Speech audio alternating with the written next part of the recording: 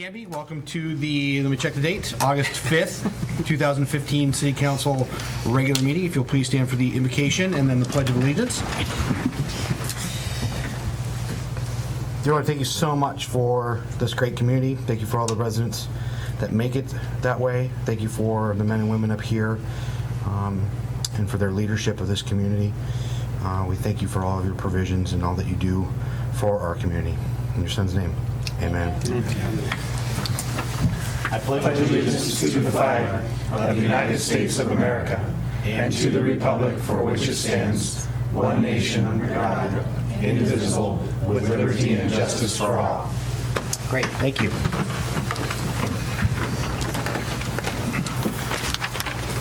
All right, communications this evening. Nothing to share. Okay.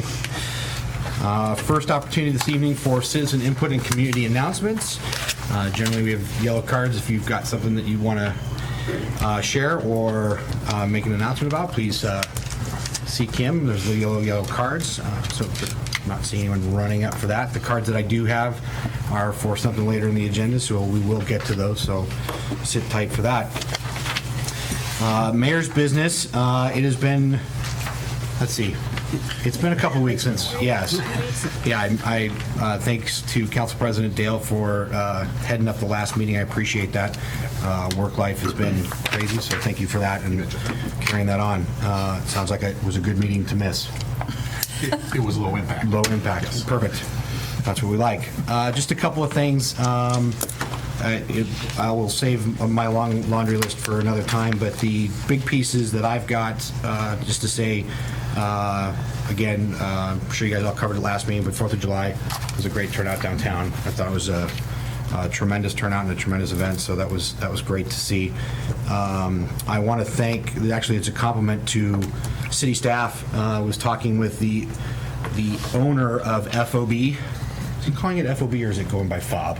FOB? Friends of Beer. Friends of Beer. Here that just opened up, and they had the grand opening, and he was very complimentary to city staff and the planning department and how well we worked with him to get his business open and just the quick changes that he needed to have done. And so our planning department and building group over there did a great job helping him out, and he had nothing but great things to say. So thanks you guys for making that happen for a new business here in town. I had a conversation with Rick to let everyone know about the library director search. Rick, did you want to maybe, I know you shared some numbers with me, but I'll let you tackle that one. Yes, the search is ongoing. I should say we have closed the application process. We have several candidates that we will be interviewing next week, and we'll cut that list down and conduct final interviews in the next couple weeks following. Perfect. And how many candidates did we have? We started with 15. As I recall, 8 were out of state and 7 were in state.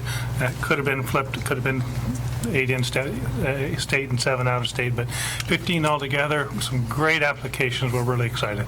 Perfect. And that's 15. That's a great number to have. Yes. For that position. And I know you'll do a great job hiring the right person to fit in and add to the leadership team. So yeah, I'm excited we're about that. really excited about the quality of the people that have applied. Perfect. That's great news. And then last thing I'll just say, and Rick, you can fill in the time, but we have slated August 31st as the official groundbreaking ceremony for the Civic Building and Library. At 2 p.m. 2 p.m. at the new library site, so be there or miss out on a great opportunity. Fantastic. So August 31st, 2 p.m., mark your calendars. We will be officially shovels in hand and hard hats breaking ground on our new building, so that's very exciting. Great. That concludes what I have, and we'll start down here to my right there with Councilor Rocha. Mr. Mayor, I have nothing. Most of my liaison appointments were canceled for July, so I'll have something for next time. All right. Easy enough. Thank you, sir. Councilor Parker, welcome back. Well, I do have one funny story about my trip to Ecuador. I'll save that for the end of my council reports. I attended the Bicycle Pedestrian Committee meeting this week, and one of our members also attended a separate meeting the same night with the Canby Livability Coalition to talk about the art park and incorporating the art park as a bicycle way park, wayside for the estimated 70 to 100 cyclists that come off of the Canby Ferry every week. So that's probably going to involve some policy issues, and I'd like the mayor to perhaps facilitate a meeting with me and as the bicycle liaison, and with Todd as the parks liaison, to get some 30,000 feet issues, because there's a couple things that may need to come to the council in order for us to proceed with that plan. So I just wanted to give you folks a head up. The Historic Review Board continues to do wonderful work. They're seeking the National Historic Registry for the City Hall. Also, a grant is being sought for the city to be able to conduct a more intensive historic land survey. You've been out of town too. I was going to have Tracy talk about the big weekend that's coming up. And the one story relating to my study of cities in South America, as I spent a month there, was I've shared this with the mayor, is that in South American countries, the mayor is totally in charge of the city. The city council is sort of like figureheads and gives them advice, but rarely he listens, and he does whatever he wants. He is the sole boss of the city. And in the city of Cuenca, 200,000 people, they were building a light rail system, which had gotten behind schedule. So the mayor stepped in and ordered city workers to work in crew shifts 7 days a week, 24 hours a day, until they caught up. So I thought I'd bring that back as a civics lesson for different ways different cities work. All right. It's interesting because I think in most, Oregon I think is an anomaly in a way. Much of our city government is in that the mayor's position is not, well, I want to say it's not full-time. It can be full-time. It's full-time. Right, as poor Mayor Norris can attest to that as well. And so we do run, the day-to-day is run by a city manager, so that we really only have two mayors that in the state that are considered a salaried full-time position. That's Portland and Beaverton. The rest of us are, we get a stipend or it's truly volunteer. But it's, I have conversation like that with my parents about, so like, well, you know, our mayor here in our little city of Ohio makes X amount of dollars. And I'm he like, does things. And they, they apparently, get it all. They have day jobs. That's their day job, is being mayor. So, yeah. Not here. We got Rick. Rick handles it. So, no, that's... Hey, get stuff done. Work 24/7 if we got it. There we go. Prevailing wage. We don't need that, right? They don't have it. I know. Awesome. Thank you, sir. Councilor Hensley. Thank you, Mr. Mayor. And also welcome back to you as well. Thank you. Before I left, I did also go to FOB and had a very similar conversation that any hangups they had were not on the part of our city. So again, thank you to city staff, and we'll work on those other challenges. Also, before I left, I did make a visit to my hometown of Milwaukee and my alma mater, Milwaukee High School, and visited the Moving Vietnam Wall Memorial. That was very nice. I was unfortunately unable to attend the ceremonies that they did on Saturday because I was out of town, but I did make that visit when they opened on Thursday. And since I've been back, it's been very busy the last 48 hours. I attended the ribbon cutting ceremony yesterday and toured the Aurora Air Traffic Control Tower. That was very cool. And I was very happy that I was able to be back in time to attend that. And the Canby's big night out. We did have a meeting yesterday, and everything's coming together perfectly. We just need to get the word out and have everybody come down at 5 o'clock on Friday, August 28th. Down here over on 2nd and Grant, and enjoy a good time, family-friendly time. Lots of music and good food and good friends, so come on down. Then today I attended the Regional Economic Development Ecosystem presentation that Greater Portland Inc. did on their Greater Portland 2020 plan. They kind of did a snapshot of the current ecosystem of the economy regionally, and then did an overview of what their 2020 plan would be to address the challenges that they see. And the biggest challenge I see is getting the word out about their plan and letting folks know about that. So we'll talk about that more in the future, I'm sure. Traffic Safety Commission, there wasn't a meeting in August. There won't be. They're actually going to switch to first Mondays.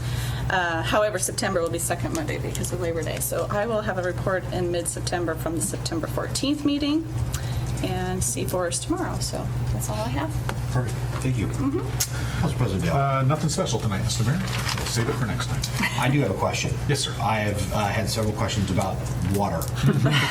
Right? And since I missed the last meeting, Amount or quality? well, it's more about taste. quality. I know we've got, so for the larger than usual audience here and those maybe at home, what's going on? And we know that it tastes better And again. why are we asking Tim? We need to make that clear. Tim is the council liaison to Canby Utility Board. Canby Utility Board has retained one of the truly most world-renowned engineering firms that look into these matters, and they are doing their research and doing a report, and part of that will be to determine any mediation methods that are reasonable and affordable for us. But they are diligently working on it, and we should hear from them pretty soon. Is that a fair statement, Bob? Yes, that's good. Okay. It's always nice having both of you here to handle. Bob Cornelius here in our audience is the chairman of the Canby Utility Board, so between the two of them, we get all of our power and water information. So thank you. So is it an algae bloom, or is it just, we don't know yet? It's the result of toxins produced by algae in the water. Okay. And it becomes worse as the summer goes on, and you get warmer conditions in the water, so it happens It's more. very similar to what we had last year. It is, and unfortunately, those compounds produced by the algae, human tongues and noses are very, very sensitive to. They pose no health threat at all. They are just offensive. So, how's that, Bob? That's good. That wraps it Okay. up pretty well. The key is, it's safe to drink. It is very safe It's to not drink. toxic. Yeah, I should not have said toxins. It's a byproduct, but the water's completely safe to drink. It's just So we're smelly. just going to reiterate that it is safe to drink. It just Totally safe. smells It funny. just can have a funny taste and a funny smell, and it's not the whole city at once. It just kind of depends on where the water is that has it in it at the time. Lemons. Lemon. Buy lemons. Lemon works good. Brita filters work good. Brita filter? Fridge filters work marvelously well. Okay. So there you go. And so far as quantity goes, no concerns at this point. No concerns at all. Yeah. Even from the water master for the state. The state water master. Yeah, the flow, we get all of our water from the Molalla River, and its flow is well above the thresholds where we become real concerned about it. So, Perfect. Thank you, sir. I appreciate that. Those that on Facebook want to know. I know, I get a lot of Facebook inquiries. Yeah. Yeah. Most of the time, it's fun being the liaison to the Citizens Utility Board here, so. Most of the time. Not a lot happens. Yeah, you get some funny water taste. Power bills go up. That's not so fun. That's BPA's, fault usually. So, All right, thank you, sir. Councilor Height. Right, so Canby Area Transit, their parking lot is striped. All the buses are being parked there except for the two long ones that need to be put at Thriftway, the transit center there. There's two storage sheds, a PA system. They're in good shape, and they're pleased about that. And Julie Whaling, the director there, has gone to one or two of the last Bridging Culture picnics with the Latinos and Anglos come together and have celebrations throughout the summer to let the Latino riders know of this schedule change that took place on August 3rd, that formerly known as the Orange Line. I think it's called the 99. I forget what it's called. It's called the 99. Route 99. Route 99, yeah. So that's good. She's spreading the word there. And there's an option to purchase the property that CAT is located on, and they're interested in that. So they'll think about budgeting for that down the road, Canby Area Transit. I can actually add to that, if I may. Please do. Since we're on the subject. We have budgeted for that. It's in our 15-16 budget. We have an option that we paid for that if we respond and complete a purchase by October 1st of 2015, it's about $6,000, the option money back as a credit to the purchase price, and we sent that letter off about a week ago, notifying the property owners that we are initiating our purchase option and should, on or before October 1st, have completed that purchase. The one piece that we are working very closely with them on is a lot line adjustment to make sure that we have acquired a dedicated easement or dedicated access to the property that we are purchasing, because it's on the back of the 2 acres that comprises that whole property area. So in fact, we'll be purchasing the half acre that we have already paved, plus the half acre just in front of that, and then the full acre that has street access will remain under current ownership. And which means it's not ours, but the folks at Pioneer Pump will still own that. But I signed that letter and sent it off just last week. Excellent. Good. Better Thanks to for own than that. rent. All right. Good. And I they're can gonna- cross that off my list.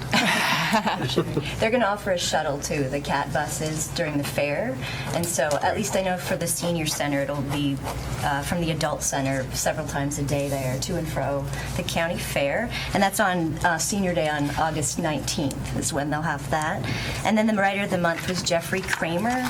There was no Canby Adult Center meeting in July, but they have something called, it used to be called Grandparents' Day, now they're calling it Family Day. It's an annual thing, and it's going to be August 13th this year at 11:30. So fun for all ages, interesting, magician and illusionist. So they're opening that up to all ages. No school board meeting either, but there is a school supply drive through the Canby Center, so all supplies that show up there will be distributed to needy families in the Canby School District. That's always a good thing the Canby Center does. The Fill the Boot Day with the fire district was on July 25th. I kind of drove through that. That was fun. And they were raising, I didn't know what they were raising money for. It turns out it was muscular dystrophy, so good for them.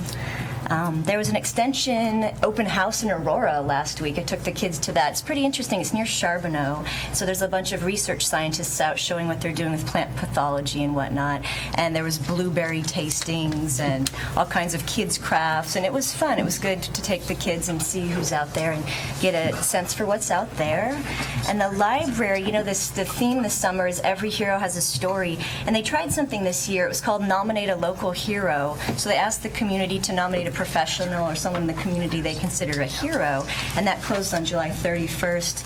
And they're going to have a little party, end of summer reading party on August 12th at 3 p.m. to honor all those people that were nominated. I don't know how many people have been, but I actually put one in for Walt Daniels, actually, because I consider him a role model. He's been such a great civic leader for so many decades. He still continues to lead. He just has a lot of integrity, so hats off to Walt as my hero in Canby.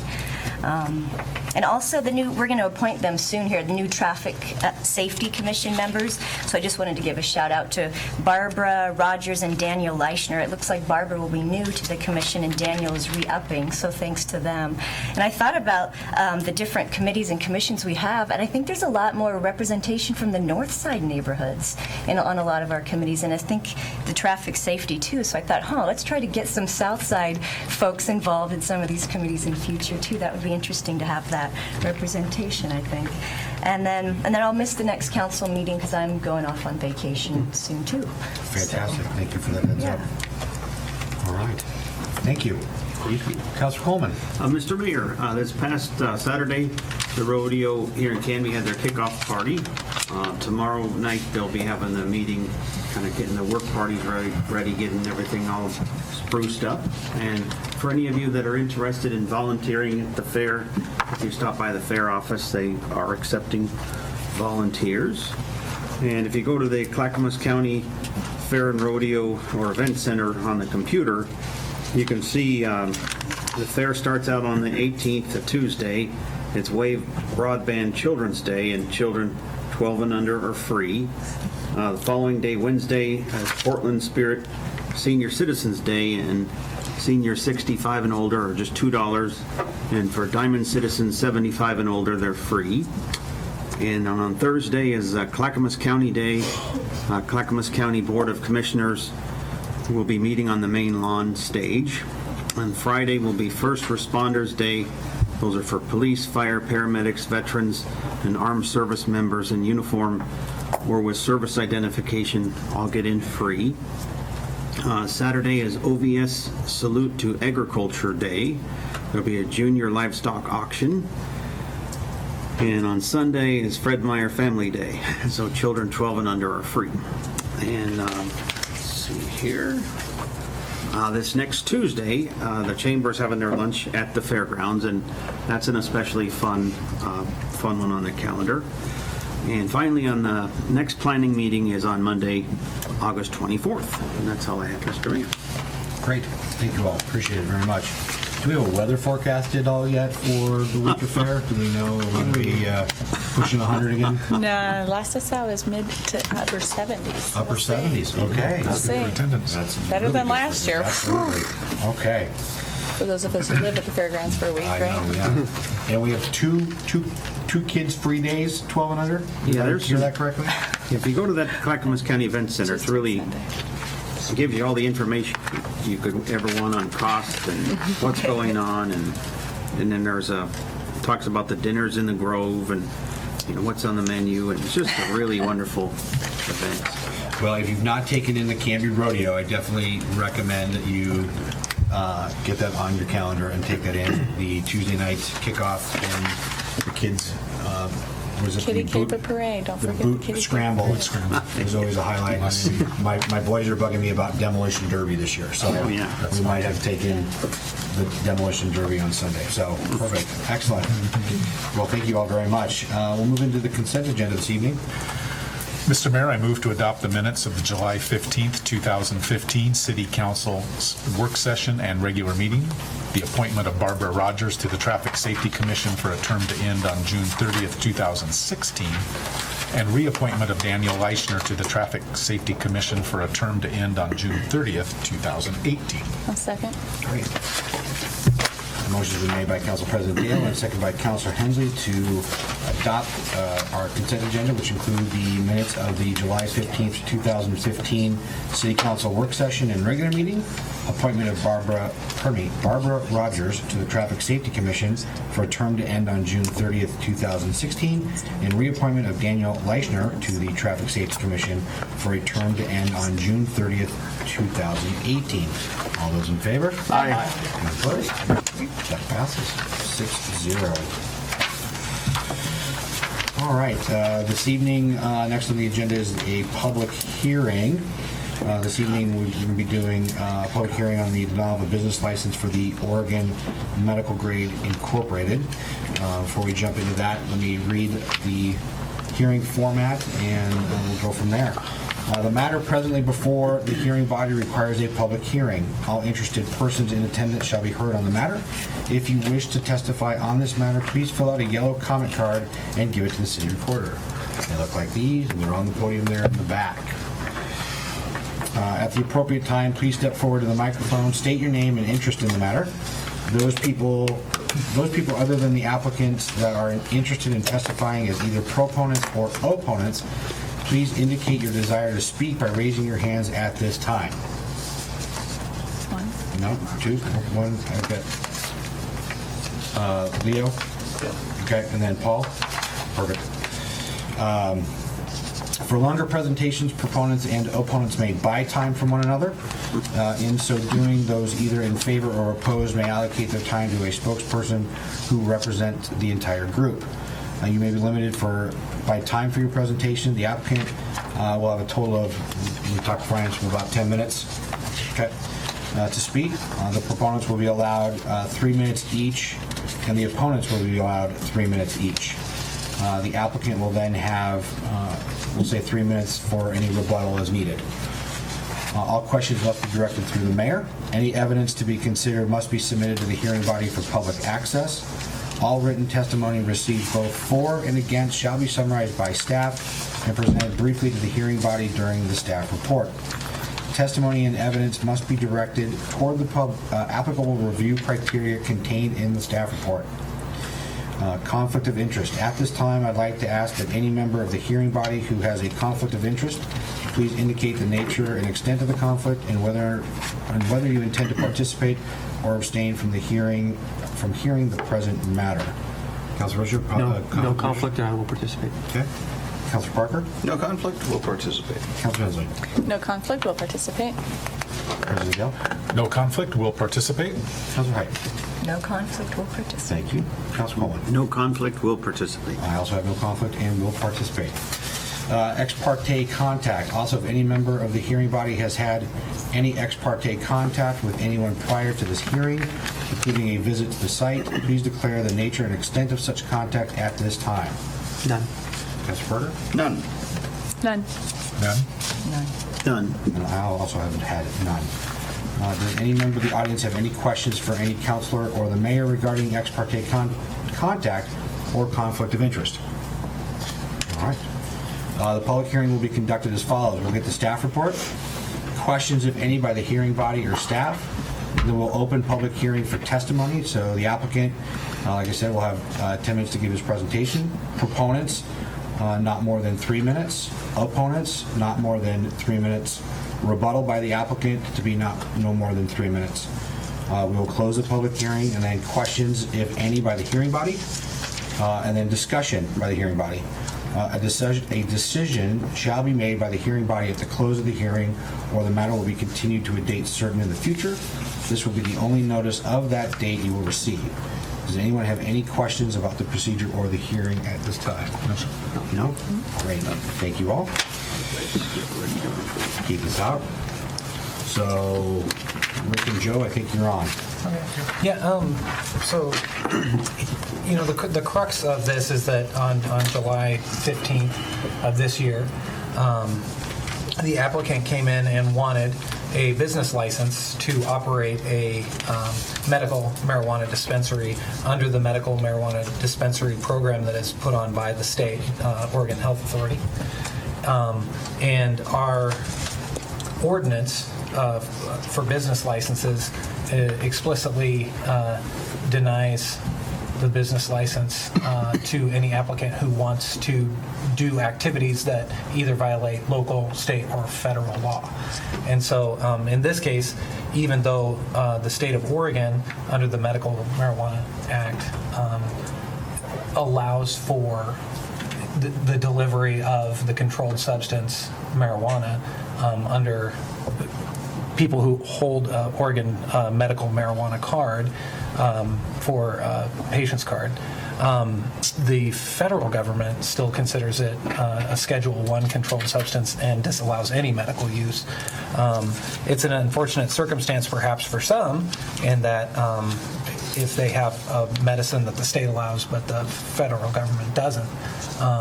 But in terms of the legal position that the city takes, I looked at some recent, albeit trial-level case law out of Cave Junction. There were two court opinions dealing with exactly this issue about when cities that have an ordinance such as ours that disallow businesses that are illegal on any level, whether it's local, state, or federal. And both of those courts opined, and they used Court of Appeals opinions to do so, saying basically that in one instance, when you have a home rule charter like we do, that the state law itself didn't explicitly preempt cities from disallowing a business license in their town. And in the second instance, and more poignantly, despite that, federal law itself preempts state law when it comes to the delivery of the controlled one or Schedule I substance marijuana on the federal level. And they quoted in that second opinion, they quoted to back up their claim, it was State v. Erensing, I guess. It's spelled Ehrensing.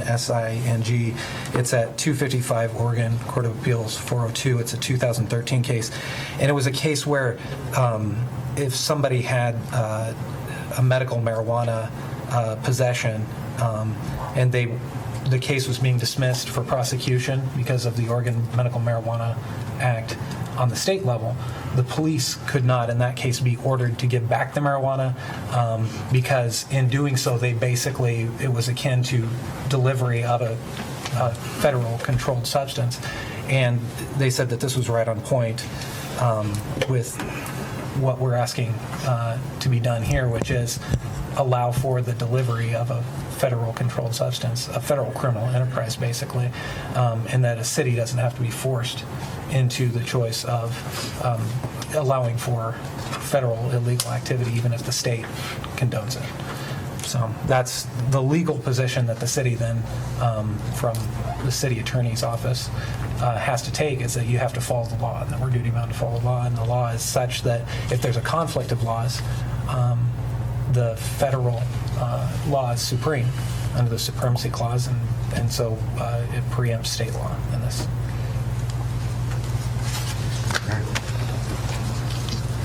Thank you, sir. Appreciate that. If you have any questions for me, I'd be happy. So, Joe, when did, so we kind of made this as a change here, right, from our standpoint. Can you give some background on that, please? Oh, sure. We passed an ordinance, I think, early 2014, before even the moratorium came into effect on the medical marijuana dispensaries, which we also took advantage of, and passed an ordinance to go ahead and have a year-long moratorium on medical marijuana dispensaries after they were approved by the Oregon Health Authority. And prior to that, we had just taken just to be explicit with where our city was standing, the council passed an amendment to our business license stating that, explicitly we would disallow any business, a business license, if they were going to not follow local, state, or federal. I think arguably it's implicit in our city that you wouldn't condone an illegal business, right? You wouldn't, I used examples of, you wouldn't allow for silencers to be sold at a business, because of federal law, or you wouldn't allow, people to just set up a heroin shop, and this is what it looks like from the federal lens, is you wouldn't just allow a illegal enterprise to take place in town. So in this sense, it kind of puts us in the conundrum of, do we condone and aid and abet basically a business that, albeit legal on the state level, the federal government could come in at any time and close it down or bust it or whatever. Okay. All right. Thank you, sir. I don't know if that answers your question. No, it does. Any other questions for the staff report at all? I have a question, actually. The year-long moratorium, so it expired May of this year, right? What does that mean after it expires, the year-long moratorium? Well, that actually, what's interesting, and I'm going to read into that as maybe an argument against the first idea of state law preempting localities. And what I mean by that is, if implicit in the idea that there was a moratorium allowing localities to go ahead and opt out of dispensaries for a year meant that the state drove the bus in terms of whether or not dispensaries could even be in a locality or be forced on the locality. The opinion in the second Cape Junction opinion was they actually addressed that and said, for one, no longer was it an issue of the state preempting localities as long as the federal still preempts the state law. But the second is it was dismissed as that just because the state allows something doesn't mean it's disallowing it in the converse. Meaning that if they allow for something so that there isn't going to be a fight, doesn't mean that they can force it on you. Yes, sir. Could you explain to me our role here? Are we passing legislation to do something, or are we serving in a quasi-judicial role?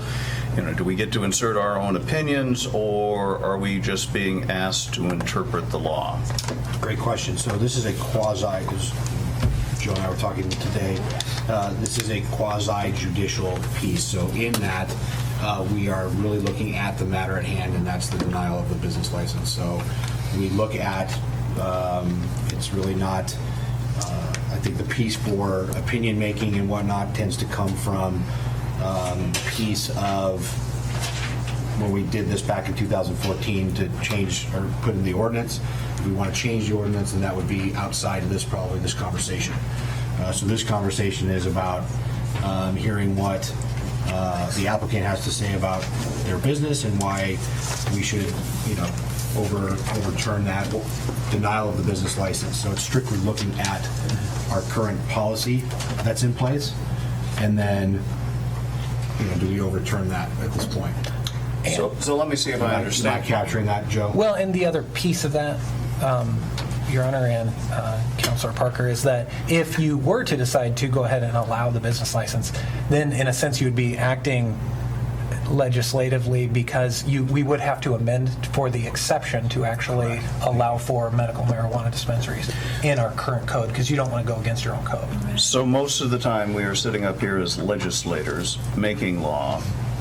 In this sort of thing, we are sitting up here as a judge and jury doing a review of an administrative decision determining whether the denial of a business license was appropriate according to the laws.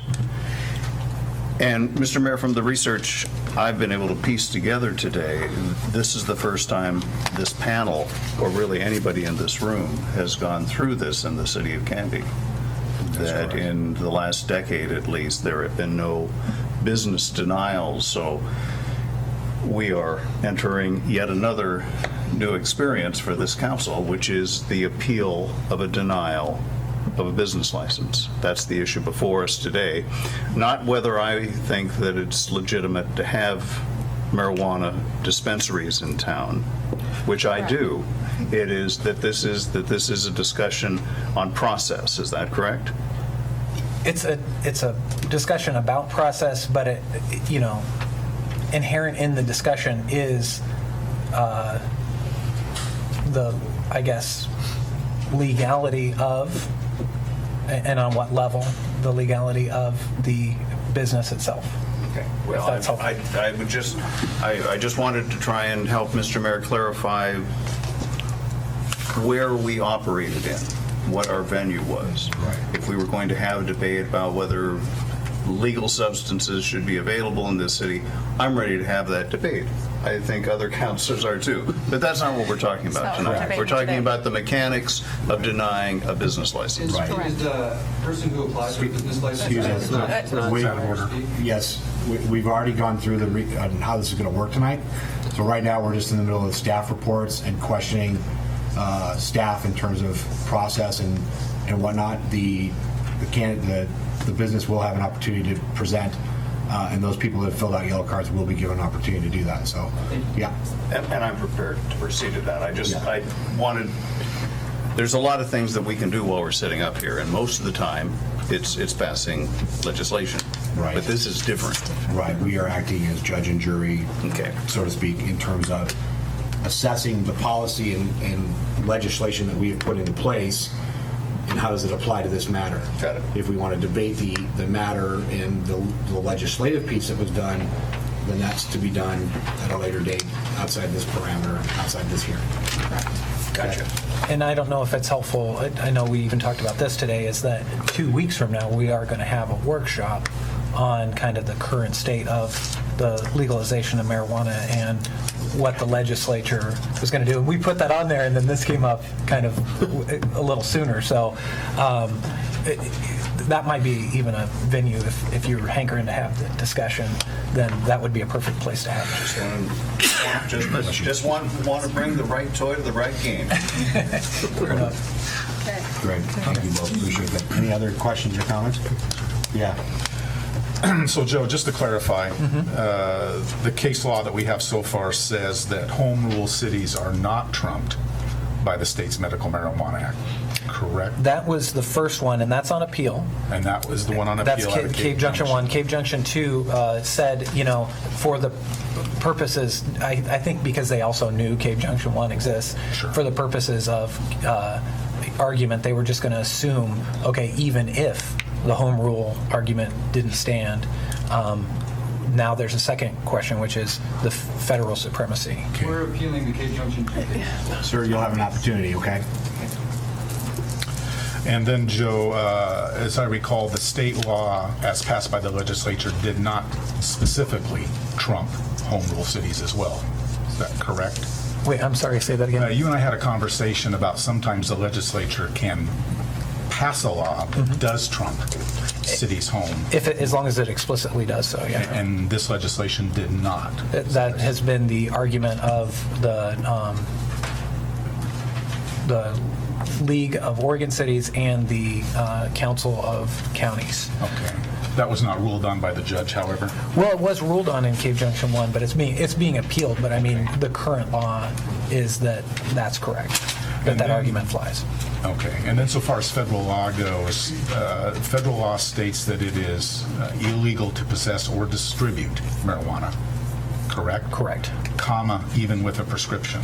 Correct. Because under federal law as a Schedule I substance, there's no medical purpose. So they're having a prescription for it doesn't make any sense. Okay, just wanted to clarify Yeah. that. Very good. Thank you. That's all, Mr. Great. So let me recap this real quickly here. So this is how this is going to work. So we've had the way the process works this evening. There's a staff report followed by questions by the hearing body, which is what we just completed. We will move into the actual public hearing where the applicant will have 5 to 10 minutes to give his presentation. Then we will hear from proponents. They'll have 3 minutes to address their favorment of this. The opponents will also have 3 minutes to speak if there are any. And then there will be a rebuttal of 3 minutes for the applicant. We will close the public hearing. There will be questions, if any, by this hearing body, and then discussion by this hearing body. And then we will make a decision tonight, and any notice of that decision will go forward. Question? Well, I just would ask that maybe we have some clarification for the audience here and at home, being that we are dealing with the appeal of the denial. So we should define what a proponent and opponent is. Are we Sure. a proponent of the denial or a proponent of the license? So Thank you. just maybe a clarification Right. on that for everyone here. No, that's great. So, okay, so if you're a proponent, you are Proponent of the denial. Backwards. thank you. Yes, you are for the denial Correct. of the Is that correct? business license. If you are an opponent, you are opposed to us denying the business license. Our decision points tonight are one of 3 options. A motion to reverse the denial, an option to uphold the denial, or hold it over to the next meeting where we will then still need to make a public decision at that point. So those are our 3 options before us tonight. So again, if you're a proponent, You're for the denial. you're for the denial. If you're an opponent, you are against the denial. Thank you for asking that question. Up is down and down is up. That is backwards, so I thought we It should is talk not about no that. negative, right? Correct. Okay, great. Any other clarifications that we need this evening? All right. Yes, sir. When you say the applicant, does that mean me representing the applicant as the attorney or specifically the person who's an applicant? When you are- Who's ever going to represent the applicant, then will come up here to the podium here in just a minute. As soon as I open it, you will introduce yourself, your name, and you will have your 5 to 10 minutes to give us your lowdown. May we come up together? Yeah, absolutely you can. So I'm going to open the public hearing. We are now open. So if the applicant wants to come up here to the table and bring a second chair, introduce yourselves. And Hello, hello. my name is Merle Thomas. I'm not a good public speaker. Bradley Steinman, he's an attorney, pro bono. I basically wanted to come up here and thank you for hearing my appeal to this denial. Like I said, my name is Merle Thomas. I've lived in Clackamas County for 40 years. I have 4 children, 2 in college, and a 4-year-old and a 6-year-old. So I've kind of got the whole gamut covered. I am a veteran. I'm a homeowner. My wife and I consider us responsible participants in our communities and law-abiding citizens. I do understand the importance of keeping the community safe, and which I think that is paramount. I understand the importance of also maintaining a strong community appearance as well, and I think that's important. You guys are working very, very hard on this city. You can see all the changes that have taken place in the last 10 years, and it's phenomenal. My wife actually commissioned her to do some of your artwork out here on Ivy Street. Her name is Kate Simmons. I think that, from what I'm hearing, it sounds a lot different from the way I understand this. I have 5 stores. I run them professionally. Every single landlord or city that I went into has the same concerns, I'm sure, as you do. I was able to work with those, maybe instill some trust, and showing them that I am concerned with the community, with my children. I don't want to drive down the road and explain that marijuana leaf on the side of the building any more than you do, and I think it's unnecessary. So we have a little bit different business approach to this. It's a professional business approach. It's very clean, medicinal. Lately, just a couple weeks ago, I had the opportunity to try to open a store in Rainier, Oregon. It's a very small town. It's 1,800 people. They were very opposed to it. They had a moratorium into effect, and after May 1st of this year, they imposed another year moratorium. So the mayor was nice enough to give me a little bit of time personally with him, and I showed him where that is unlawful to do so. That the Oregon, the county, Clackamas County and Oregon has already ruled on this, so we're not sitting here trying to propose whether medical cannabis should be legal or not. It is. I'm not going to get into the legalities of it in detail. I do have attorneys for that. I asked Miss Amy Margolis actually not to come today because I didn't think it was necessary, and I think it's a better approach. Bradley Simon, however, showed up on his own accord, wanting to make sure that I didn't get run over. But I want to tell you the story about Rainier, and I spoke with that mayor, and of course I sat down with him, and he started firing off the concerns because I wanted to hear him. And I started showing him that I had answers to every one of the concerns and more, because I've thought about this a lot more than you've had to. You folks are all very, very busy. I've heard a couple of people, just doing some research on this today. Unfortunately, I've been every day into it for 3 years now. But again, I'm not an attorney. I just want to tell you a story that this mayor, after speaking with him for quite a while and putting a lot of his concerns to rest, his biggest concern was my neighbors, and I showed him letters from my neighbors, my landlords, everybody else that I had spoke with ahead of time to make sure that they were okay with it. I understand this is your house, and I'm going to throw a party in it. Well, I want you to know that I do understand it's your house, but I'm not going to throw a party. It's just a business, and it can be done cleanly. The biggest concern in Rainier was the mayor, or not the mayor, the pastor, McCracken. He runs the Assembly of God there in Rainier, and he has a lot of following, and he was very steadfast against it. And he happens to be located in my parking lot, his church. So the mayor set me up a meeting with him. We all went, sat down, we talked for about an hour. After about an hour, the Pastor McCracken stood up and said, I was very opposed to this. You've opened my eyes to a lot of things here. And the day I stop learning, throw me in a hole and throw some dirt on me. So, Mr. Mayor, I think he is sincere. I'm going to sign off. And so then we went to the city council meeting. I think that the mayor presenting myself or the dispensary ahead of time was good. They actually listened and opened their minds.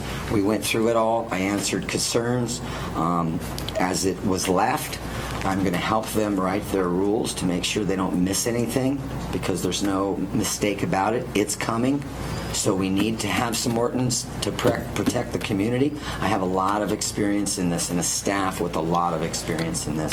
And I think we can do good. When was your state registration issued to you? I don't know, but that's Was it in something I May? thought that I'd get to at the end. I need to speak. I'd wait till the end. I'm going to jump in. I'm Bradley Steinman. I didn't think I was jumping here on my own. I thought that you had, wanted me to be here to represent it. I need your consent to even say anything. Well, I can't just I jump in thought on you my said you own. were going to do this pro bono, is what you Yeah, told me on the phone. it doesn't matter. And We don't have to talk about that you stuff weren't representing me, publicly. you were going to speak as a concerned citizen. I thought I was representing the company for the sake of tonight. I could be a concerned citizen, but then I was just speaking I think later it's on. premature, to be honest with you. Sure, I really bro. do. Okay. It's not my style. It's not how I wanted to go about this. Well, then I will I don't think we all speak as should a go there. concerned citizen. Thank you, Bradley, and thank you for your concern. Of course. I'll finish this up. I've been a little long-winded here.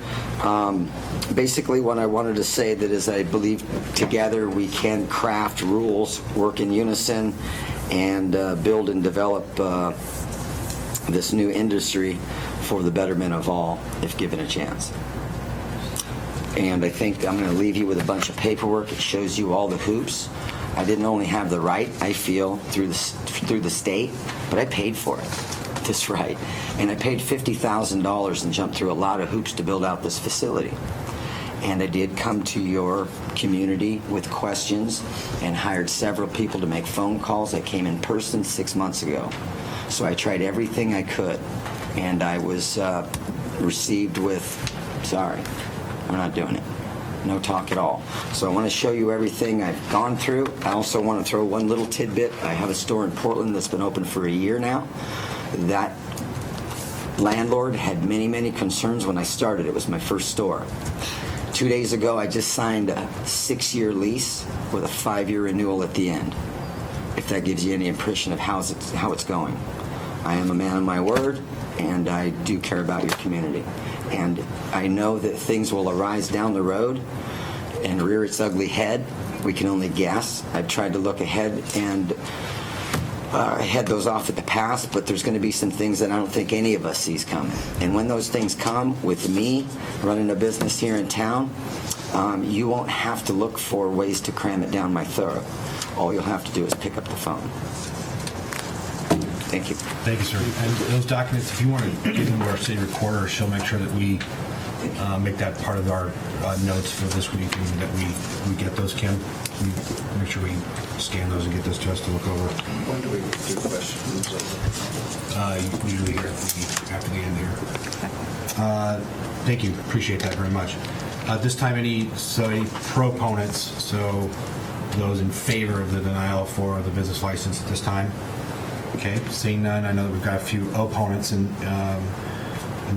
Leo just spoke. So, Paul Schmidt. Leo Bay, proceed. Oh, I'm sorry. I'm sorry. Go ahead, Leo. Yes. Hi, everybody.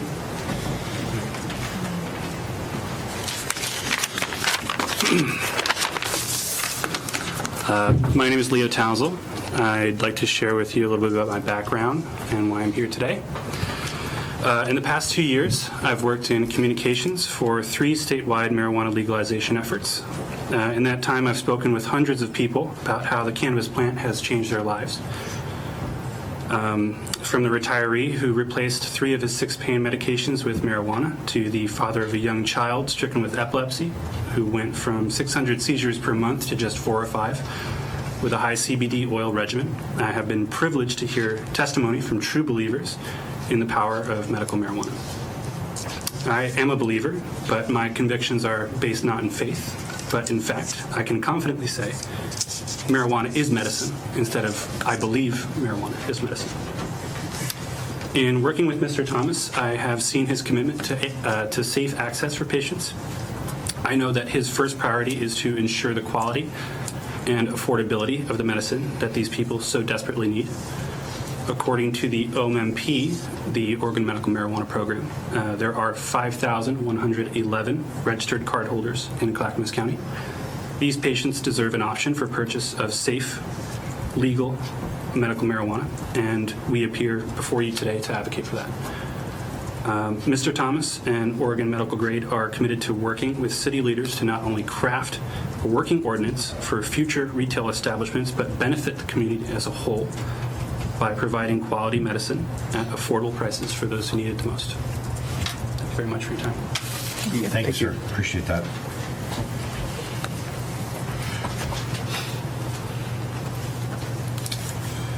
Mr. Schmidt.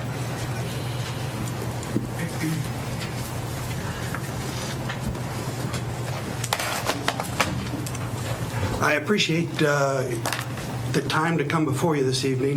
My name is Paul Schmidt. I am a resident of Canby here. I'm a retired law enforcement official of 34 years of service. With that, I was with DEA for 24 years.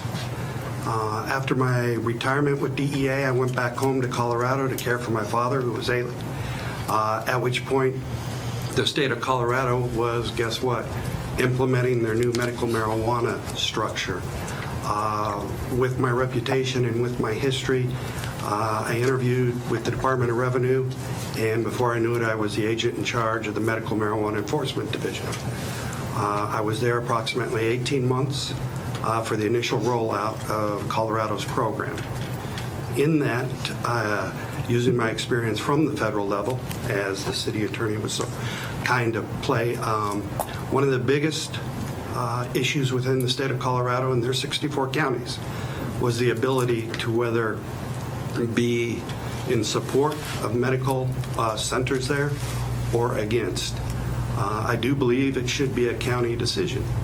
But with that, so many of the counties and municipalities went back and relied on the federal law superseding state law and wouldn't grant business licenses and wouldn't make the regulatory structure available for a successful rollout. As we can see today, almost 4 years later, all those hurdles have been overcome. If you look at the state of Colorado, as far as the concerns of crime levels, of the neighborhoods being affected by these centers being set up, quite the opposite of what people had predicted. Crime rates going down. Actually, the centers and the security systems in place actually added to the community. With that, I only say I'm not here in support or against. I use my experience as a consultant. It's not my full-time job. I gave that up. I usually turn down more offers for work than I accept. I keep a few clients. Mr. Thomas called over a year ago for some help when he initially was putting in registry applications and so forth. The reason I'm here tonight is I do believe Mr. Thomas is here to comply in a regulatory structure, not to skirt the system, not to subterfuge the system, but to go forward in a positive light above the table in all means for a successful business. I say that because Canby, being my home, has a unique opportunity. As you know, the police chief, Brett Smith, when he worked for Portland Police Bureau before his rise in the ranks, he and I worked together on many cases when I first stationed here in '87 with DEA. Brett and I worked many large-store indoor cultivations of cannabis, marijuana, from that point. So I think Canby and the council, which I know has a very difficult situation here, of what is coming down, what the realistic application is versus what people perceive it will be. I believe we no longer are sitting in a position of if this happens. It really is shown through historical experiences in Colorado, in Washington, here in Oregon, and now in Nevada, that it's a matter of when, not if, but when.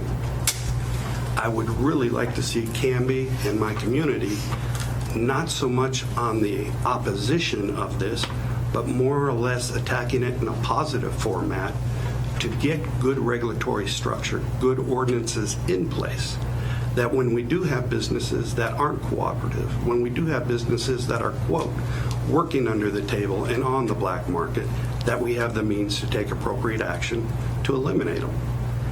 For that reason, you'd think after 34 years I'd be going crazy in drug law enforcement. But to me, if you would ask me 10 years ago, would this day ever have come? I would have bet you my retirement, no. But yet, I sit here in front of you tonight. With that, I really do have a heart and concern. No, I'm not a medical marijuana card holder. No, I do not use cannabis. Am I a pain sufferer from back injuries on the job? Yes, I am. But at the same time, I do believe in the values. I see what's coming. I have seen it for a long time.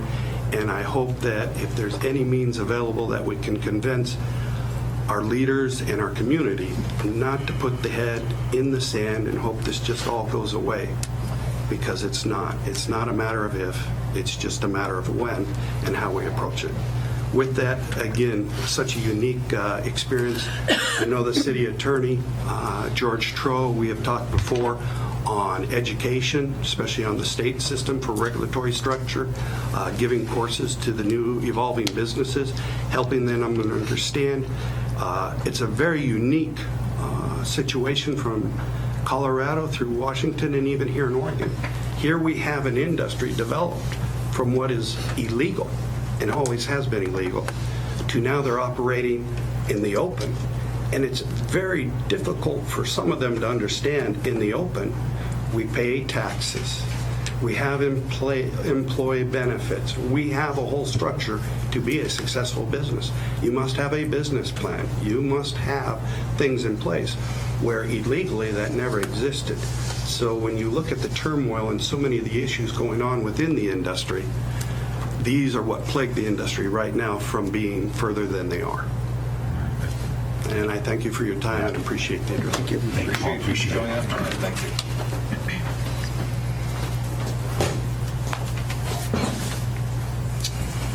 Mr. Steinman, just a reminder, just keep things to the 3-minute mark. I appreciate it. Sure. Thank you, sir. I am here as a concerned citizen of yours. I wouldn't have come if that's all. But I'm here. I'm here because I owed some friends a favor. Mr. Schmidt and I go back. Mr. Thomas and I go back, and Leo, his associate, and I go back. I'm proud to say I know all three of them. They are some of the best that our community and our industry has to offer. A little bit about me as a concerned citizen in my own individual capacity. I'm an attorney. I'm representing the Cannabis Business Council in the Cave Junction 2 case. We're in appeal right now in the Court of Appeals. I helped draft HB 3460. It's the state's dispensary law. It doesn't affirmatively authorize anything. It merely identifies folks that are accepted from state criminal and civil penalty under state law for otherwise illegal conduct. It's not a license to violate federal law. It's a commonly misunderstood thing. There's something called the 10th Amendment of the United States Constitution, the 9th Amendment of the United States Constitution, the 14th Amendment of the United States Constitution. These prevent the federal government from taking away the ability of the state. In our system of dual sovereigns, in American federalism, we have the federal government and state governments, right? Federal government supreme. Nobody's going to deny that, especially not a young lawyer like myself. But what that means is that you look to see what Congress said. If Congress says no state can legalize marijuana, then no state can legalize marijuana. I'm not going to disagree. But that's not what Congress said with the Federal Controlled Substances Act. They said that no provision of this statute shall be construed to preempt or occupy the field to basically take away the ability of the state to regulate in this area unless that there's a positive conflict such that the two sets of laws cannot consistently stand together. And this is an implied preemption situation. There's two tests. There's obstacle preemption, preemption implied from an actual conflict, which is a very narrow standard, and it means it has to be physically impossible for any person, period, to comply with the federal law and the state law. You know, the federal CSA categorically does not recognize medical or recreational marijuana. CSA classifies marijuana as a Schedule I drug.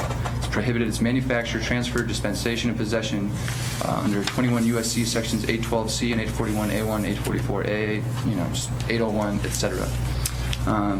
It's illegal under federal law, but that doesn't mean state law doesn't exist. And 99% of all state and local enforcement activity happens at the state and local level. My friend Mr. Schmidt my first month as a licensed attorney here in Oregon, I went on a speaking tour with Mr. Schmidt, who I had nightmares about during law school. I thought that the federal government was going to continue the federal crackdown forever. It just so happens that by the time I passed the bar exam, we were already working on the rules to implement HB 3460, which I was able, fortunately, to work on to some of the attorneys I worked for during law school. This is my area of expertise. Mr. Thomas is entitled to a business license. I'm not representing anybody. I think that somebody like Mr. Thomas, who's an above-board operator and who really cares about doing things the right way, is the type of person that you want to have as a model. And if we're going to be seeing this as like a testing ground, because it's going to happen, period, as Mr. Schmidt said. And how do you want it to be? Do you want it to be tightly controlled and regulated and under your thumb with the pulse on it? You know what people are doing, how much money they're making. You have the ability to exact a 3% tax on the sales. Or do you want to ban something that's going to pop up anyway and that you're going to have to spend money trying to criminally and civilly enforce? Are we going to want it to be something where we have this medical dispensary? And this is really about medical marijuana dispensary here. There's no such thing as a licensed recreational marijuana store yet in Oregon. And there may never be. It's a responsible adult use or limited retail sales starting October 1st. Do you want to have someone like Mr. Thomas, or do you want to have somebody that really doesn't care? Somebody who's willing to spend money to get the best representation and consultation services that they can get. And, you know, I'm happy to come here to help and speak on his behalf because I'm so impressed by him. That's all I have to say. I think he's got a great team, and he certainly deserves his license. And if he has to hire somebody, I'm litigating this all over the state, and I'm not afraid because the law is on our side. He got his license beginning of May. If you got your license by July 1st, they can't ban it. May, July 1st. He's exempted. He falls under the exception. Can't ban him. Thank you. Mr. Thomas, rebuttal opportunity to any of that? No, sir. Okay. I will officially close the public hearing at this point. Questions from us up here? Clarification pieces? Well, let me tee it up.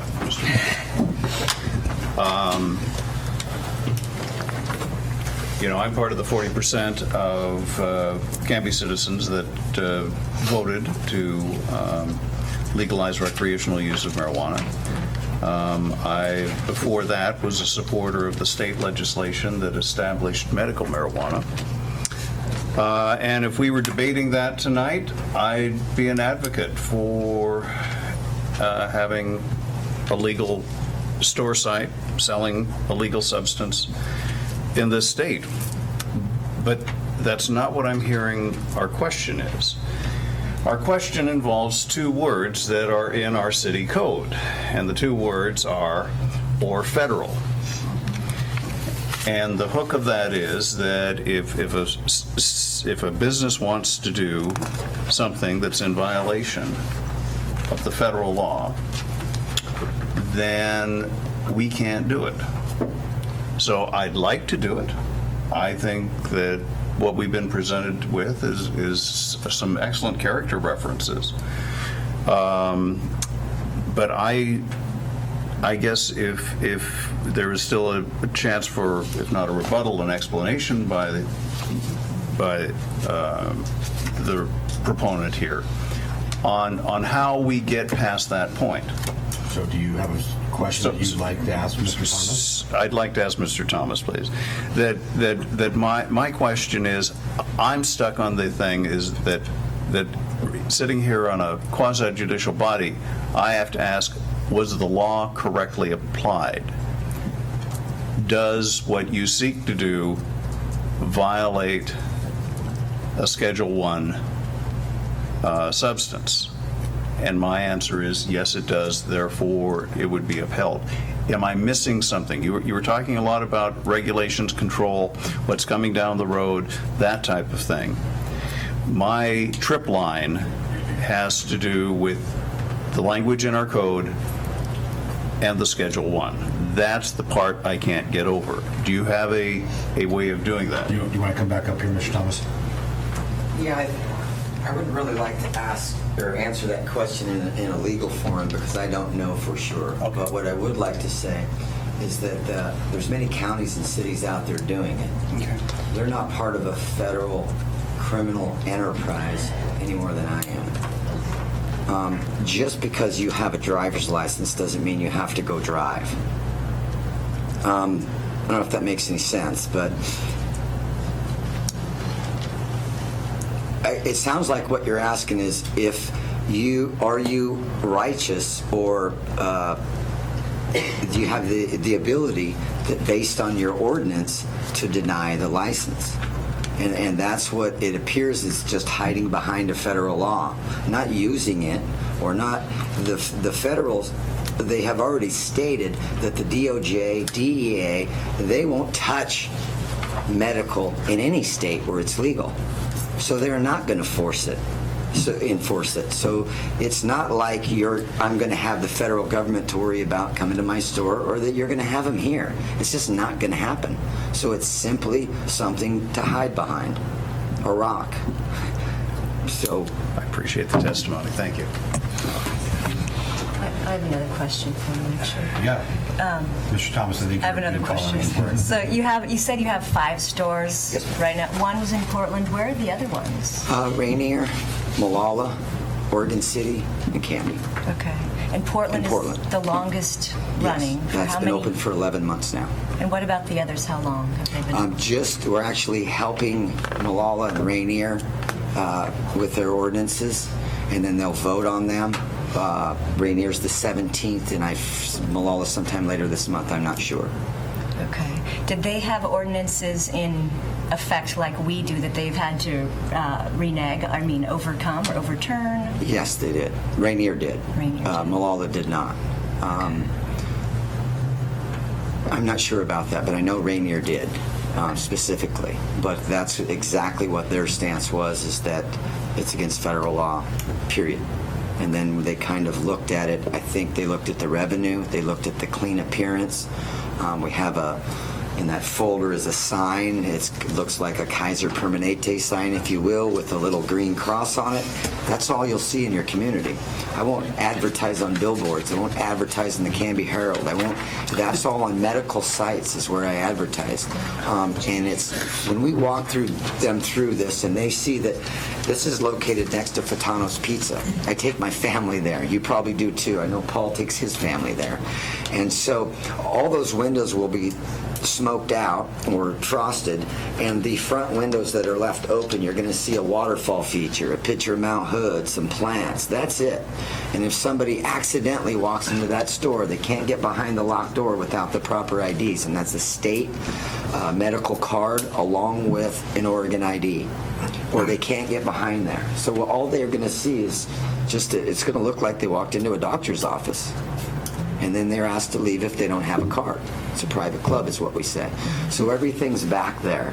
Nobody gets back there. Everybody's on file. Every grain is measured coming in and going out. It's all on cameras, exterior as well. So it will help I talk to my neighbors that are over there. None of them have a problem with me. I actually help with security now and put some extra cameras in to shoot down the buildings. They have a little bit of theft going on behind the building there. But in just explaining how the whole process worked, I think it really opened up their mind, and they see that even when we leave at night, we have certain cash flows and time lock safes. It's moved out at irregular intervals during the day, not at night. Everything's locked up into a half-ton safe bolted to the floor when we leave at night. So even if they break in, they're going to get absolutely nothing. So, I can just assure you, if there's any child in Canby with marijuana, you can be assured of there's one place they didn't get it from. That's me. Just remember, drug dealers don't ask for ID. I wanted to say that. It's a good line. Thank you. Any other questions for Mr. Thompson?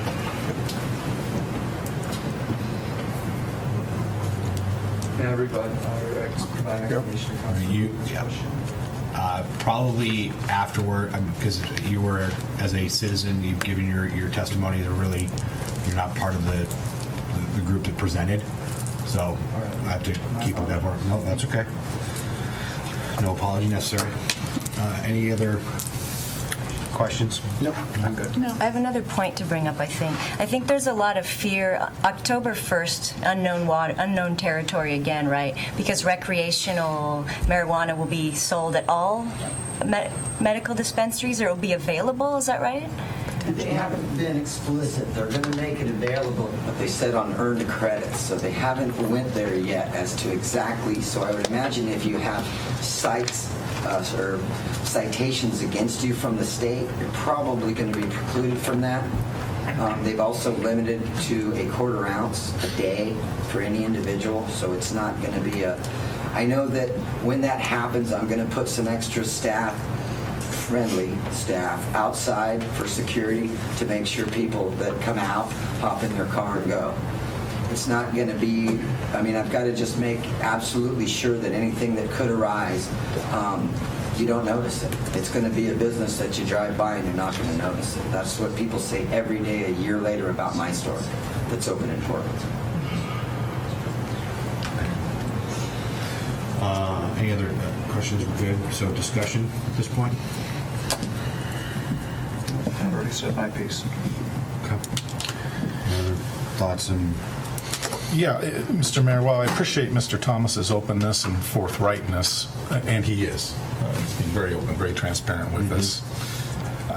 Tonight I'm not persuaded that federal law violates the Constitution or the Bill of Rights, so I'm not finding myself eager to defy it.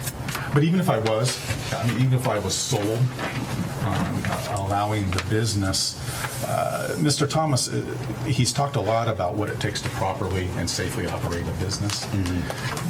But the legislative framework to enforce that and to protect our community, along with our existing code, it just simply is not in place at this time. So to me, even if in my mind the federal law issue was overcomable, which it is not, it's still not. We just still do not have the proper environment in which to support approval. Okay.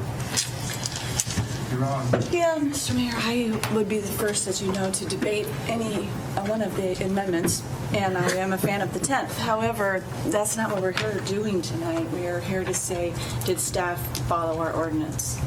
That's what I'm trying to keep my brain around, not the debate about marijuana, because that's a debate for another night. I have a hunch we'll have.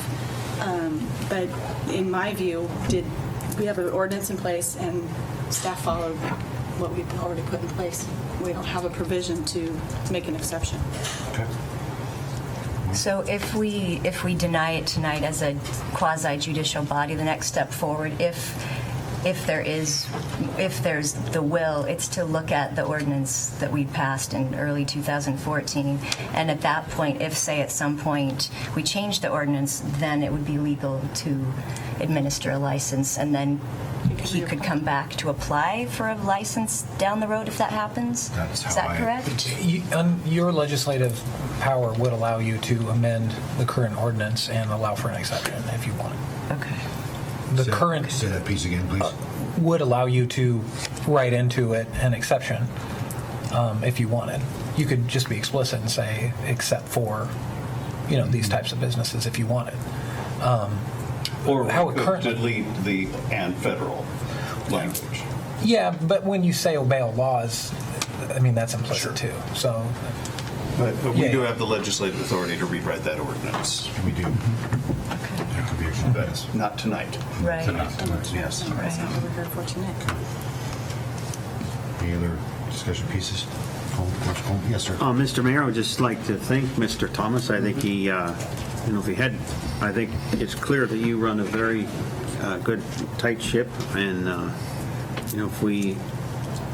I too have a hard time getting around the legal issue, but I think that if we did have one of these, I think you would certainly seem like a top-notch professional to entertain that. That's all I have, Mr. Mayor. Thanks. Thank you, Clint. All right. Mr. Thomas, thank you. Appreciate you coming and bringing this out. I agree with you that it is a tenuous conversation still, especially in this community. And I think that it is going to be we've seen that change occur throughout the state and states around us. I think this is not a conversation that is going to go away. It's going to have to continue. And as it evolves and we see things come about, here in October as things start to pass, and that starts to come into play, what is that going to look like and how does that play out in our community? And that is a conversation piece that we definitely have to have. So I appreciate that. Can I ask a question? Sure.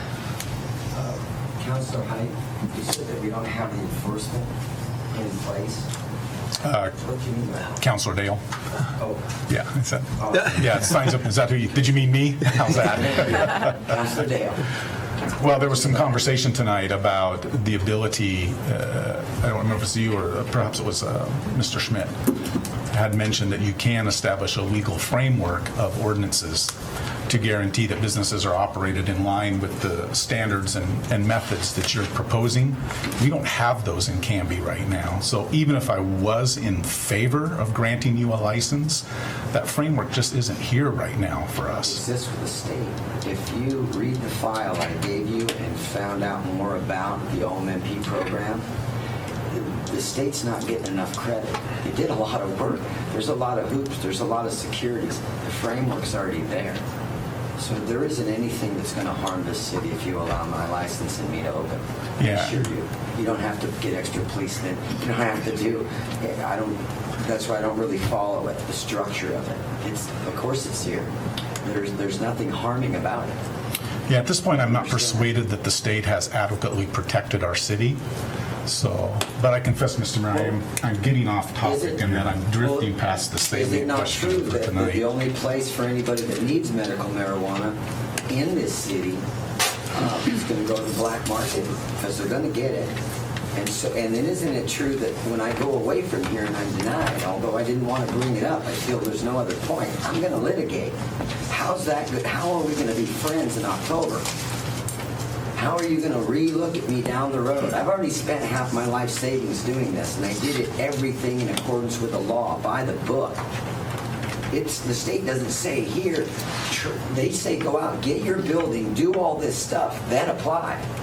So it's not a choice that I have. I don't have the liberty of tapping out. I can't. I have everything in this, and I feel I've done everything by the book. And at the same time, I feel that it could be framework for it to use me as a guinea pig, if you will. I'm going to be with you, not against you. I welcome any of you and all of you to come and walk through the facility. And I think if you did that and learned a little bit more about it, if you could just table your decision maybe even and not make it right now, I think it would save us all a lot of trouble and it would work out. So I'm just asking you to consider it, please. And I came all the way here. While I'm here, I'd be happy to educate. I'm not trying to take anything but a helpful approach with you guys. I'm here as a concerned citizen. And I appreciate that, Stein. I really the do. federal law specifically was changed to allow for medical use and to specifically say we do not I get create it. the states. And nothing in the state Sir. law can be construed requiring any violation I'm trying to be of federal polite, rights or sir. contracts. I get where you're at. I know where you're coming from, and it's a passionate piece for you. I get it. It's the law. It's not passion. Okay, so we're debating the piece that we have before us tonight, and that is our city's right to state the legislation that we did. Yes. And that's what we're tackling this evening. To issue a business license excuse me, does not I'm in the middle of the violate statement. federal law. Mr. Steinman, I've given you the courtesy. Thank you. I've extended a lot to you. Okay, so please allow me to finish my statement, okay, in that there will be a time and place. I have no doubt that we will have that conversation, and at which point I'm sure you will be glad to come back and be part of the team to present if that's the case. Okay? Whatever people ask me to do. Thank you, sir. Any other discussion points at all? Perfect. So decision point right now, I need a motion to reverse the denial and grant the business license, or a motion to uphold it. The decision to do that, or carry over to the next council meeting. Well, Mr. Mayor, I'll go ahead and propose a motion to, and I need some help given the double negative of what we're trying to accomplish. Ironically, I think the best thing I can do for the applicant here is rather than delay is to go ahead and give a no and let him pursue his remedies in the courts, because that's certainly another place where this needs to be adjudicated. But I would move that we uphold the prior administrative decision to deny. Second.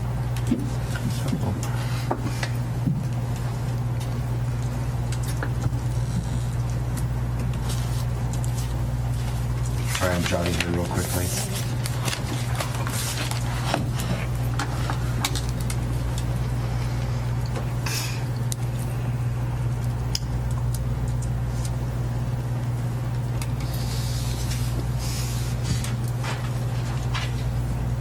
So Joe, just to clarify for wording here for me, please. So the motion's been made by Councilor Parker to uphold the prior administrative decision to deny the business license for Oregon Medical Grade Incorporated. That sounds great. Okay. And that's been seconded by Councilor Hensley. Any other discussion? Okay. All those in favor? Aye. All those opposed? Any abstentions? Okay. That passes 6-0. Thank you, sir, for your time. Really appreciate that. And Joe, thank you, sir. I'm sure we'll have some dialogue further on this matter in the coming weeks and months, so thank you. Thank you all for the conversation. I appreciate it. Next up, resolutions and ordinances. We have one resolution tonight. We have Resolution 1222. It's supporting efforts to create a Willamette Falls National Heritage Area and urging designation of such by Congress. And we have 3 people here tonight to speak on this: Peggy Sigler, Alice Norris, and Greg Leo. Fantastic. Who would like to go first? Ladies first.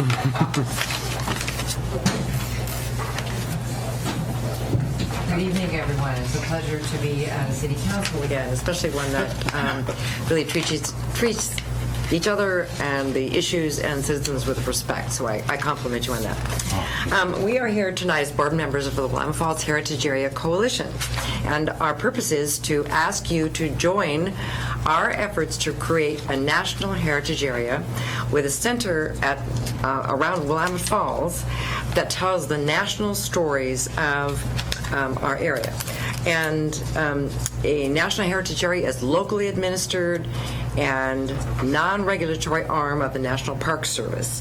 So when we have, and you're the last city actually to offer that we're asking for support in a resolution, our Congressman Schrader, Kurt Schrader, and U.S. Senator Jeff Merkley will carry the bill to Congress, and then they have the opportunity to pass the legislation which will designate this national heritage area. So it's a national focus on local issues.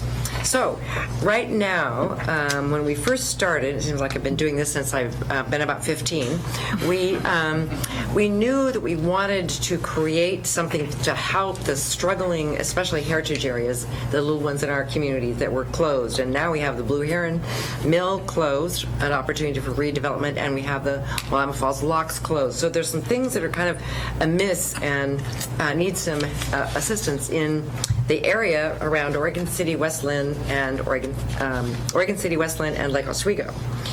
But the National Park Service, after we submitted the first 2 drafts of our National Heritage Area feasibility study, said, I don't know if you're really nationally significant. And we thought, oh gosh. Our 2 themes are these. One is the beginnings at the end of the Oregon Trail, and secondly, that this area is the birthplace of industry west of the Rockies. 2 hugely important things that we didn't think really caused a great deal of debate, but the National Park Service really held our feet to the fire and said, I just don't think you're ready.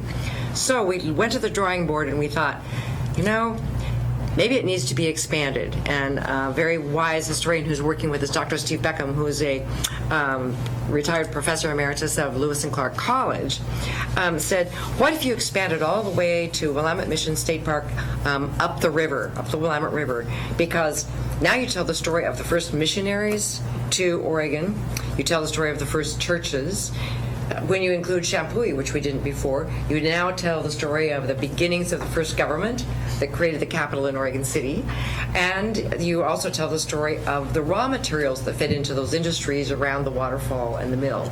So it made perfect sense to us, and it's making perfect sense to the new communities. So instead of just 3 communities now, we're asking you to join an effort that actually includes, I have to look at this because I always forget, 56 river miles, 12 communities along the Willamette River, and with these 2 themes. So what the National Park Service requires is that we create a public involvement, citizen involvement program. You're part of that, or we're part of this tonight, to educate and inform you, answer questions, to make sure that we're all that we share the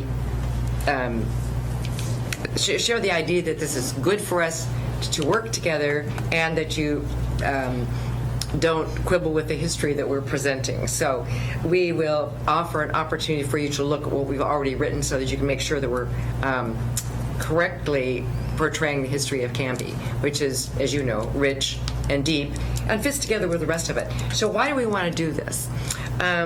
First of all, by working together, I think we create economic vitality and a different kind of economic synergy that we don't have separately. Imagine a river trail that takes tourists, which is basically what the economic development portion of a National Heritage Area is tourism, but that could start in Lake Oswego and follow a river trail all the way down to Willamette Mission State Park. Maybe not in one day, but staying in the hotels and eating the restaurants along the way, which of course puts dollars in all of our pockets. So there's a lot of things that we can do together in this linear pathway, telling the stories of, the beginnings at the end of the Oregon Trail, which the end of the Oregon Trail is wherever you put your cabin, and then the birthplace of industry.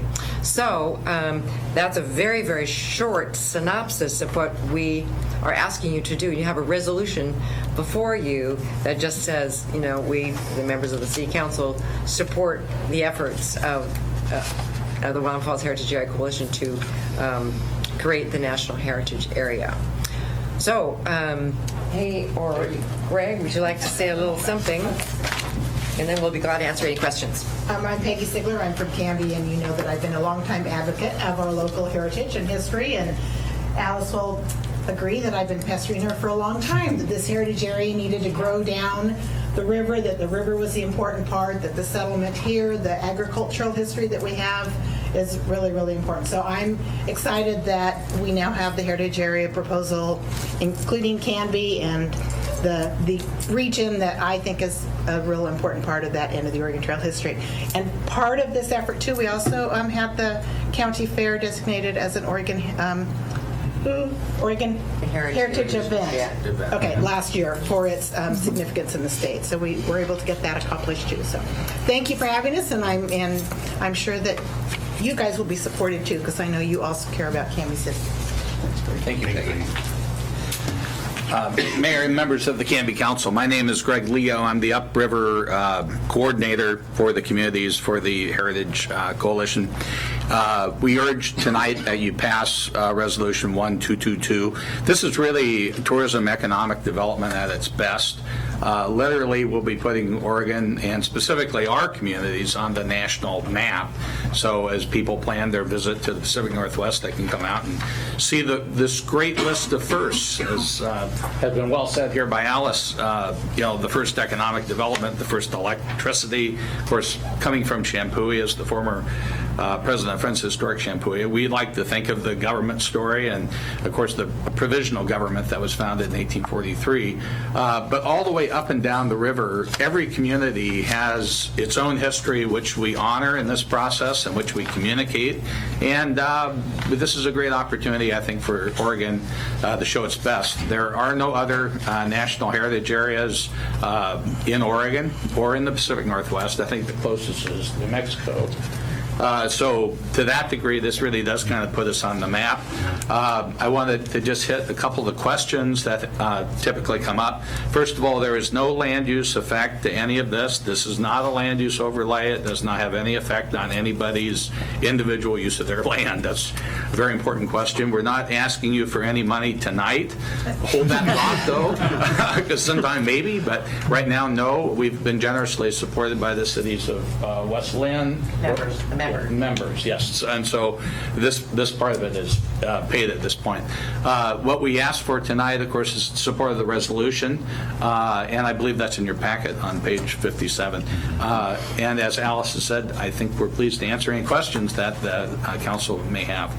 Well, I appreciate you guys bringing this to us this evening, and as we've watched the Oregon City Blue Heron and all the plans that are being talked about there, and it makes sense, to expand that and take a look at what this part of the river can do economically. I think it's tremendous. I work in my office is right on the Willamette, right there off of Macadam, and so I watch the kayaking and the dragging boats and the speedboats and the restaurants up and down the trail that I walk on occasion to clear my head, and think that is something that we should definitely be utilizing and having down along on this part of the river. So I think this will be a great step in that direction, and I know we just recently supported pieces with the locks and trying to get that moving in a better, more positive direction than what is currently been happening. So I'm excited by this. I think,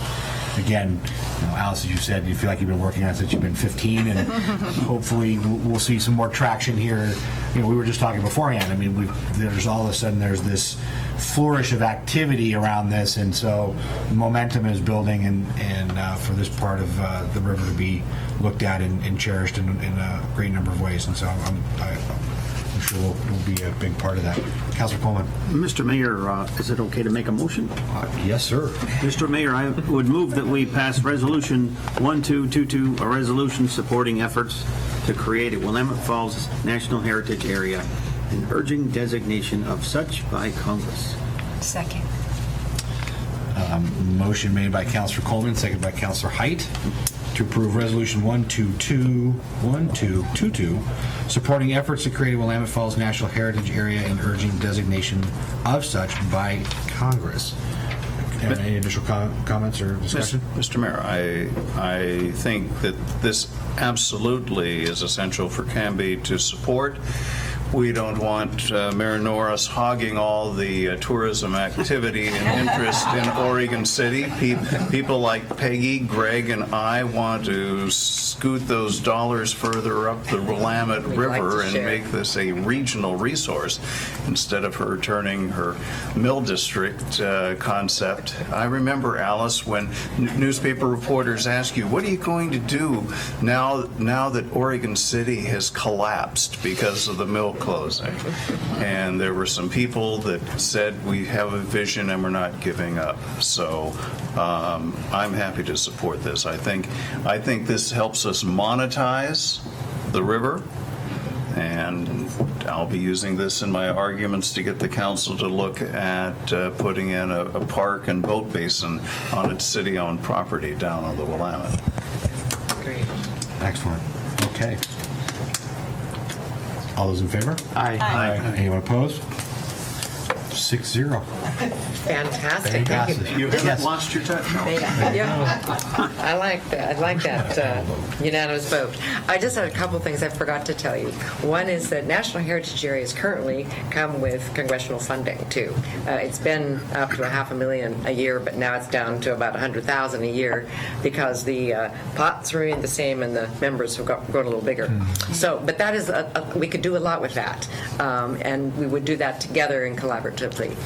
We are a 24-person board, including cities, counties, tribal government, and so we really want to be inclusive. And then the last thing is that with the good help of Greg Leo, the legislature this year passed Senate Joint Memorial 10, which directly asks, from the state of Oregon, asks Congress to designate us a National Heritage Area, open those locks, and work on redevelopment around the Falls area, which means the Blue Heron site. So we think those are great progress. We're glad to add your letter of resolution to that. So thank you very much. Thank you guys very much. Appreciate it. Yeah. Kim, anything else on? Yes, we have ordinance 1420. This is an ordinance authorizing the city of Canby to enter into a contract with Curran McLeod Inc., consulting engineers, for engineering services regarding the 2015-2016 wastewater treatment plant improvements and declaring an emergency. Great. Yes, this is one of those issues that challenges my competency relative to handling of biosolids through our city wastewater plant. However, I will endeavor to give you the background and a clear understanding of what we're undertaking. First, this is an agreement for 2015-16 services with Curran McLeod for the provision of engineering services for design phase, construction phase, and additionally an $8,000 allocation for an odor control study. The work to be done this year, which is a planned improvement project to improve our biosolids handling and storage system, is budgeted at $875,000. The engineering cost is $101,500, broken into those three categories that I'd mentioned: $61,500 in design phase, $32,000 in construction phase, and then $8,000 for odor control. We also have $12,000 set aside for an odor sampling analysis and a pilot testing program.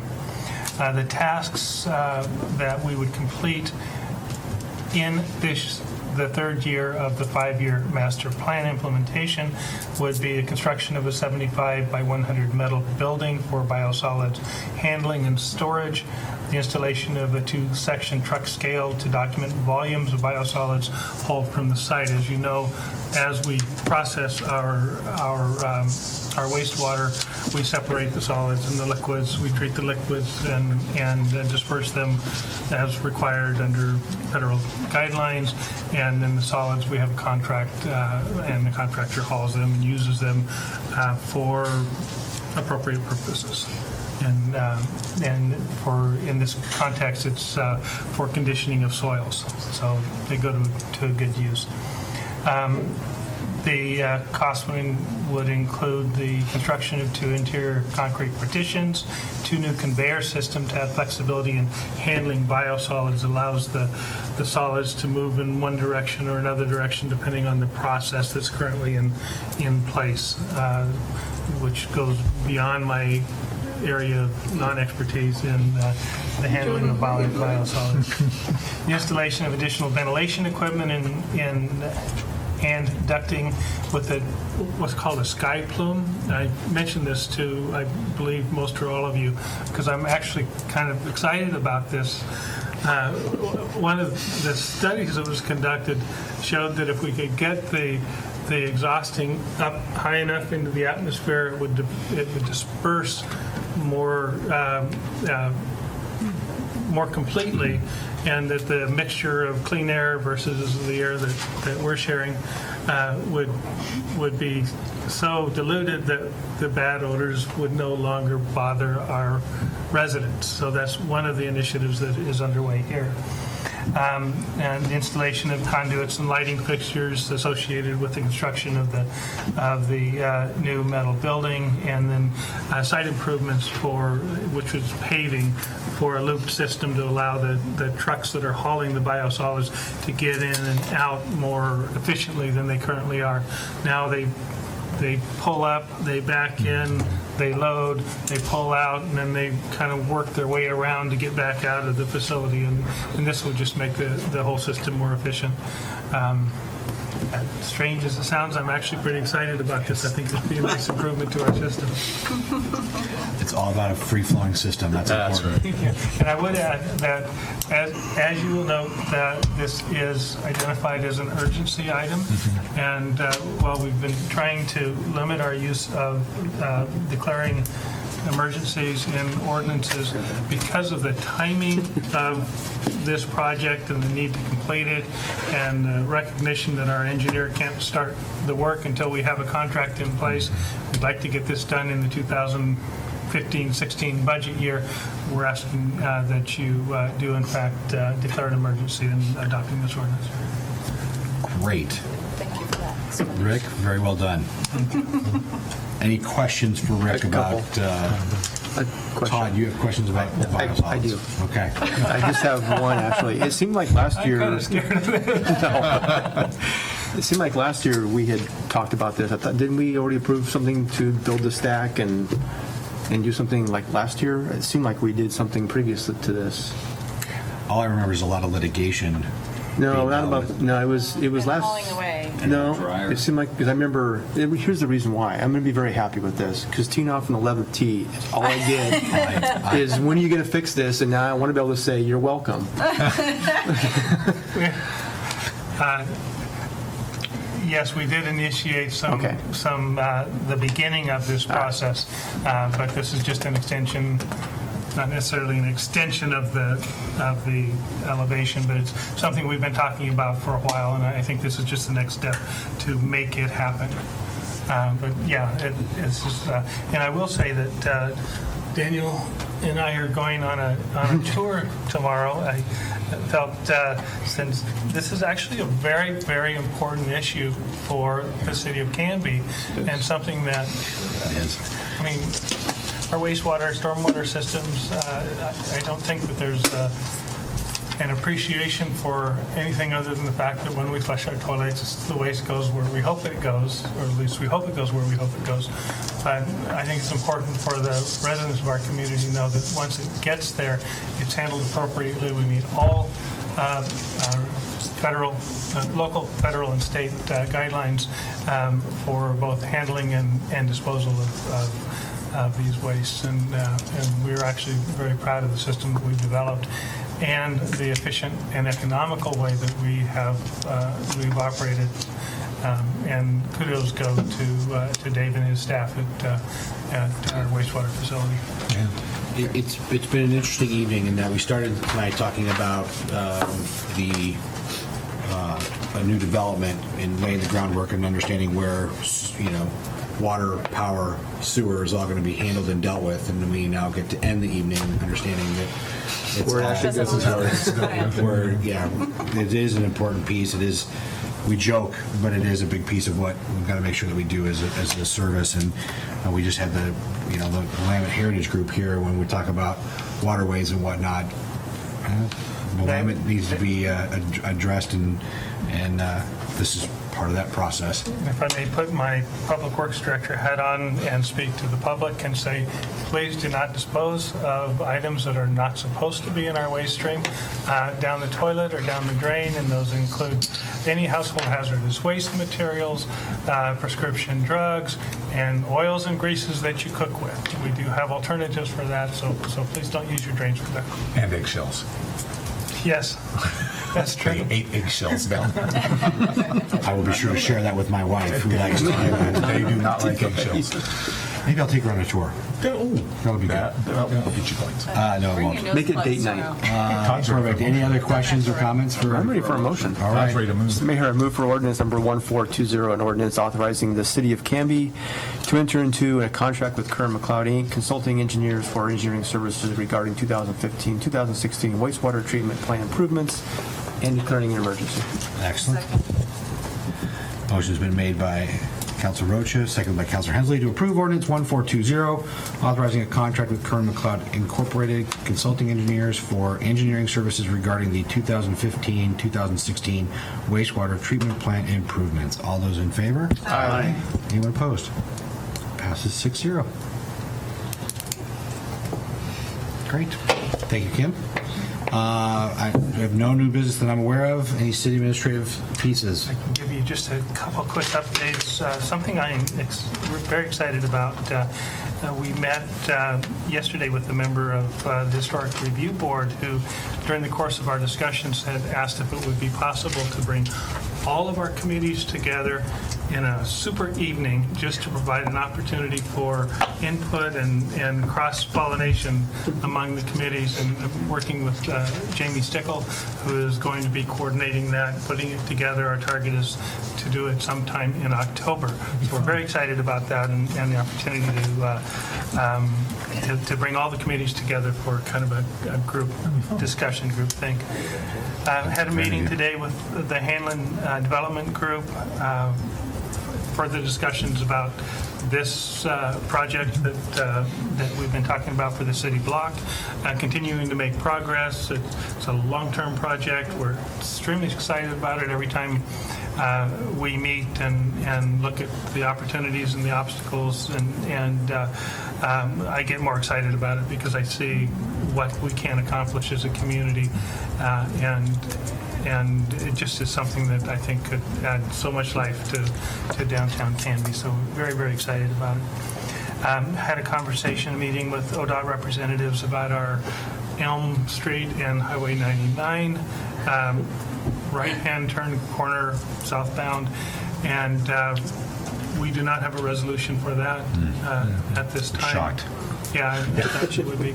However, they are working with us, and we are trying to see if some of the possibilities that they have thought of might be able to be implemented.